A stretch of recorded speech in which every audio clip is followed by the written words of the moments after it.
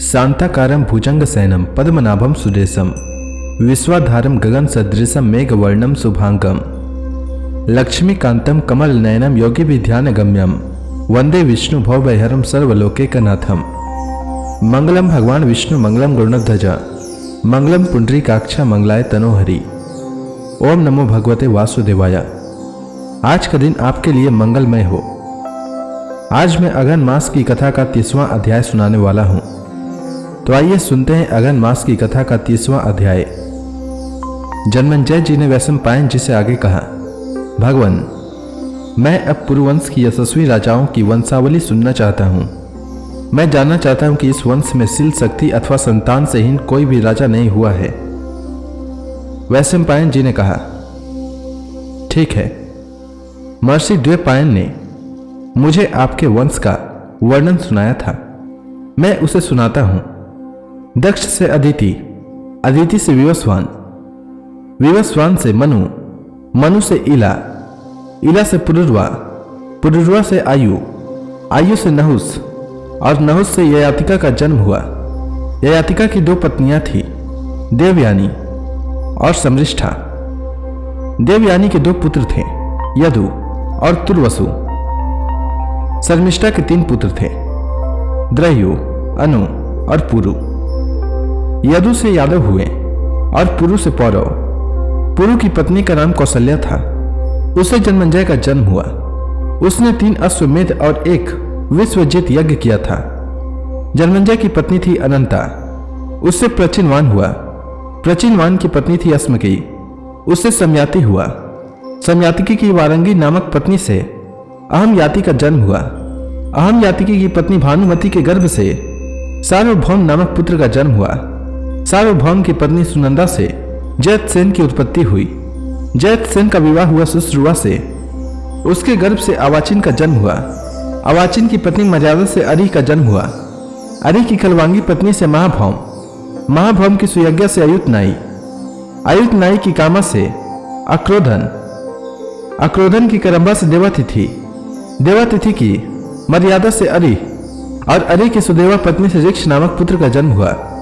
ऋक्ष की ज्वाला नामक पत्नी से मतिनार का जन्म हुआ। उसने सरस्वती के तट पर 12 वर्ष तक सर्वगुण संपन्न यज्ञ किया। यज्ञ समाप्त होने पर सरस्वती ने उससे विवाह कर लिया। उसके गर्भ से तंसु हुआ। तंसु की पत्नी कालिंगी से इलिन हुआ।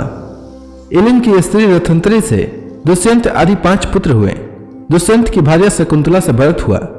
भरत की पत्नी सुनंदा से भूमन्यु, भूमन्यु की पत्नी विजया से सुहोत्र, और सुहोत्र की सुवर्णा नामक पत्नी से हस्ती का जन्म हुआ। उन्होंने ही हस्तिनापुर बसाया। हस्ती की पत्नी यशोधरा के गर्भ से विकुंठन, और विकुंठन की सुदेवा से अजमेर, अजमेर की विभिन्न पत्नियों से 124 पुत्र हुए। सभी विभिन्न वंशों के प्रवर्तक हुए। उनमें भरत वंश के प्रवर्तक का नाम था संवरण। संवरण की पत्नी तप्ती के गर्भ से कुरु का जन्म हुआ।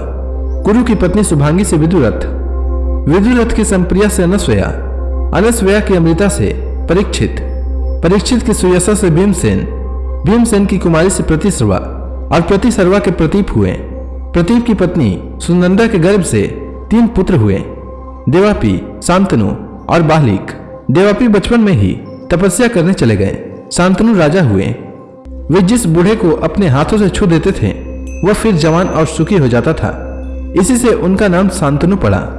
शांतनु का विवाह भागीरथी गंगा से हुआ था, जिससे देवव्रत का जन्म हुआ। वे जगत में भीष्म के नाम से प्रसिद्ध हैं। भीष्म ने अपने पिता की प्रसन्नता के लिए सत्यवती के साथ उनका विवाह करा दिया था। उसके गर्भ से विचित्रवीर्य और चित्रांगद 2 पुत्र हुए। चित्रांगद बचपन में ही गंधर्व के हाथ से युद्ध में मारा गया।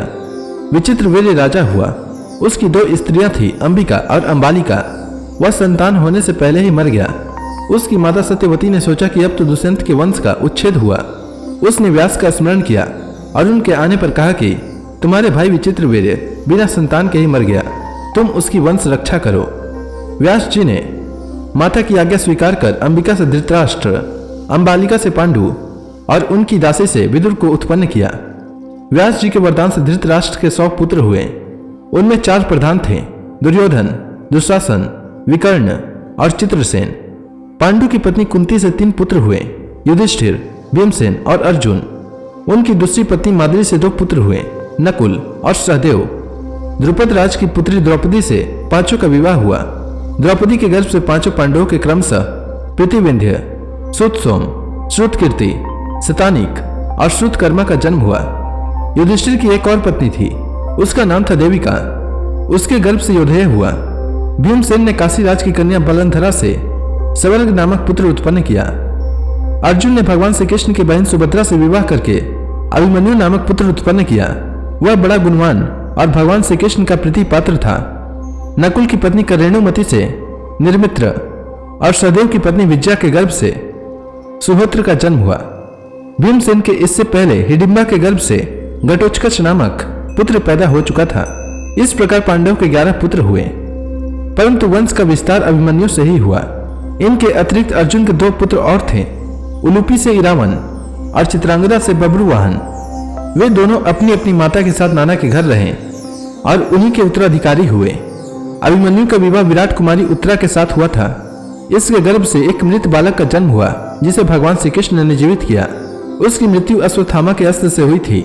कुरुवंश के परीक्षण होने पर उसका जन्म हुआ था, इसीलिए वह परीक्षित के नाम से प्रसिद्ध हुआ। परीक्षित की पत्नी माद्रवती के पुत्र आप हैं।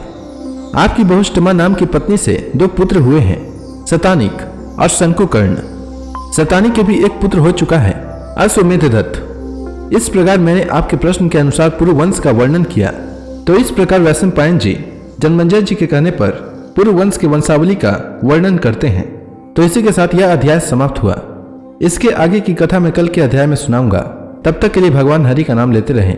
तो प्रेम से बोली भगवान विष्णु की जय, श्री कृष्ण भगवान की जय, लक्ष्मी माता की जय, तुलसी माता की जय, समस्त देवी देवताओं की जय।